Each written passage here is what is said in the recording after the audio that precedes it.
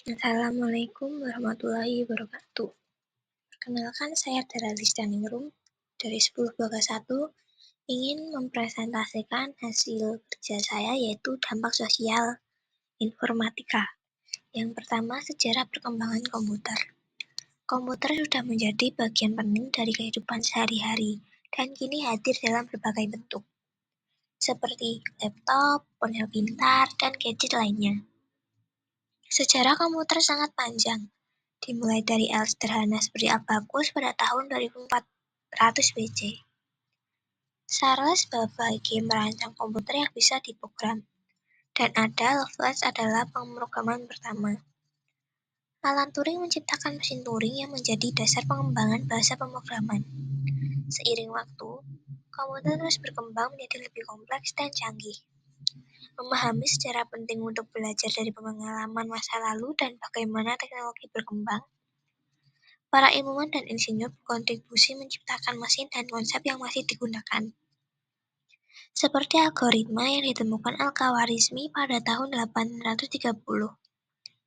Siswa diminta untuk merangkum informasi tentang perkembangan komputer dan tokoh-tokohnya yang dari periode tertentu yang menarik untuk dibahas. Yang kedua, aspek ekonomi dan hukum dari produk informatika. Aspek ekonomi. Industri perangkat keras dan perangkat lunak telah berkembang sejak penemuan komputer. Awalnya perusahaan perangkat keras seperti IBM dan Hitachi muncul. Dengan kehadiran PC, laptop, tablet, dan smartphone, industri ini semakin berkembang. Meski di Indonesia masih dalam tahap perakitan, perangkat lunak juga berkembang, terutama untuk perusahaan dan pemerintahan. Individu sehari-hari mulai berinteraksi dengan komputer melalui jaringan lokal menggunakan terminal. Dengan munculnya PC dan internet, komputer digunakan di rumah dan semakin dekat dengan kehidupan sehari-hari. Perangkat lunak berkembang untuk memvalidasi interaksi, mendukung komunikasi, pendidikan, dan bisnis. Bisnis berbasis teknologi informasi tumbuh pesat, melahirkan raksasa seperti Microsoft dan Apple. Industri ini mendominasi pasar, menggantikan perusahaan tradisional dalam 5 besar. B. Aspek hukum. Perangkat lunak adalah karya intelektual yang perlu dihargai sebagai hak kekayaan intelektual. Pembajakan perangkat lunak adalah tindakan ilegal. Untuk memahami hak dan batasan terhadap perangkat lunak, kita perlu melihat jenis lisensi yang diberikan oleh pembuatnya. Lisensi adalah perjanjian hukum antara pembuat dan pengguna perangkat lunak. Ada beberapa jenis lisensi perangkat lunak. Yang pertama, lisensi komersial. Lisensi komersial adalah lisensi yang mengikat untuk perangkat lunak berbayar. Pengguna harus membayar untuk menggunakan perangkat lunak dan mengikuti peraturan ketat. Yang kedua, lisensi gratis atau freeware. Sebagian perangkat lunak disediakan secara gratis untuk diunduh dan diinstal, tetapi ada batasan dalam lisensinya. Lisensi shareware mirip memungkinkan percobaan gratis tetapi memerlukan pembayaran setelah masa percobaan. Yang ketiga, lisensi open source. Lisensi open source memungkinkan pengguna untuk menggunakan, melihat, mengubah, dan mendistribusikan kode sumber perangkat lunak. Ini digunakan kolaborasi dalam membuat perangkat lunak berkualitas yang gratis. Proyek GNU merupakan pelopor gerakan ini, mengeluarkan lisensi perangkat lunak bebas sejak 1980-an. Yang keempat, lisensi domain publik. Lisensi domain publik lisensi adalah jenis lisensi di mana semua hak cipta terhadap perangkat lunak telah dilepaskan oleh si pembuat perangkat lunak, sehingga kepemilikan perangkat lunak tersebut diberikan kepada masyarakat umum. Setiap orang diperbolehkan untuk menggunakan, menggandakan, dan mendistribusikan ulang, ataupun mengubah kode pemrograman tanpa ada C. Informasi untuk masa depan. Kreativitas dan inovasi dimulai dari berpikir dan berimajinasi.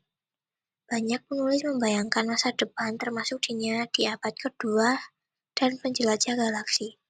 Imajinasi ini menjadi inspirasi bagi inovator yang menciptakan teknologi yang mengubah dunia. Saatnya untuk berimajinasi tentang masa depan NKRI. Indonesia harus tumbuh dan memperkuat posisinya di dunia agar menjadi negara yang adil dan makmur. PBB telah mendeklarasikan SDG yang bertujuan mencapai kemajuan berkelanjutan pada tahun 2030. SDG melanjutkan MDG yang memiliki banyak kendala, termasuk pengumpulan dan pengolahan data yang sulit. Kini, kemajuan komputer dapat membantu mencapai SDG. D. Karir teknologi lanjut di bidang informatika. Di masa kini dan mendatang, penerapan informatika di berbagai bidang sangat penting. Tiap profesi akan terkait dengan dunia sipil untuk menyelesaikan masalah. Jadi, penguasaan berpikir komputasial harus diajarkan pada siswa dari sekolah. Meskipun studi kasus di dalam pelajaran informatika terbatas, istilah informatika sering disamakan dengan TIK dan teknologi informasi.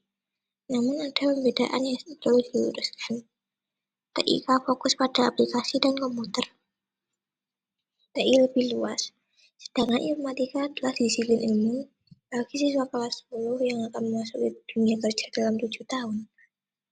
Perkembangan informatika akan semakin meningkat dengan adanya teknologi baru, seperti kecerdasan pembuatan dan Internet of Things. Oleh karena itu, siswa pun dikenalkan pada komputer informatika untuk mendukung karir di masa depan. 1. Karir di bidang informatika. Karir di bidang informatika, mereka yang bekerja di bidang informatika jarang sekali mengatakan bahwa mereka bekerja di bidang informatika. Biasanya mereka lebih cenderung menyebut mereka memiliki karir di bidang teknologi, informasi atau dalam bahasa Inggris disebut information teknologi. Belakangan ada banyak profesional yang menggunakan berbagai macam posisi pekerjaan yang lebih spesifik seperti sistem analis, back-end engineer, front-end engineer, DevOps engineer, user experience designer, data scientist, product manager, hingga chief technology officer.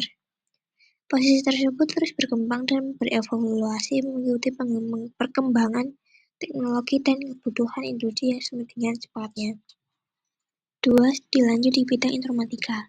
Studi lanjut di bidang informatika, disiplin informatika adalah disiplin ilmu sains formal yang lahir dari bidang matematika, bagian konsep formal, dan teknik elektro sebagai elemen perangkat kelas. Saat ini informatika telah menjadi suatu bidang ilmu tersendiri dan memiliki berbagai cabang ilmu yang akan dikenalkan pada unit ini. Saat ini informatika telah berkolaborasi dengan bidang ilmu lain sehingga melahirkan bidang baru. 1. 3.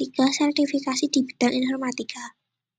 Sertifikasi di bidang informatika, kompetensi di bidang informatika tidak hanya dapat diperoleh melalui jalur pendidikan tinggi yang disahkan dalam bentuk ijazah.